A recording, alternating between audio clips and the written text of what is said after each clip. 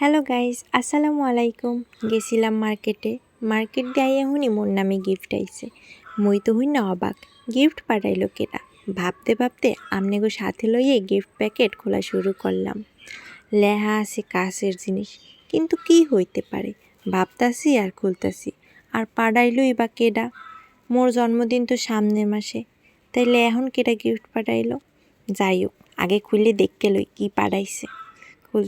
খুলতে খুলতে দেখি মোর বিয়ের তারিখ দেওয়া, কিন্তু মোর বিবাহবার্ষিকী তো অনেক আগেই গেছে।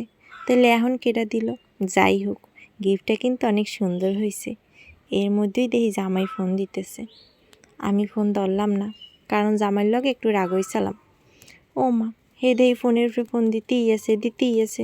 শেষমেশ ফোনটা ধরলাম। ফোন ধরে শুনি সে বলে উঠল, কি গিফট পছন্দ হয়েছে? আগেরটা তো আমি ভেঙে ফেলেছিলাম, তাই আবার তোমার জন্য এনে দিলাম। খুশি তো এবার তুমি?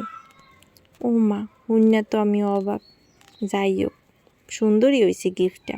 এত সুন্দর গিফট পাইয়া খুশি না হইয়ে থাকা যায় কন? ধন্যবাদ জামাই এত সুন্দর গিফট দেওয়ার জন্য। যাই হোক, আমনেগো ভিডিওটা কেমন লাগছে জানাইবেন। আজকের ভিডিওটা এই পর্যন্তই। আবার দেখা হবে অন্য কোনো ভিডিওতে। সবাইকে ধন্যবাদ। আল্লাহ হাফেজ।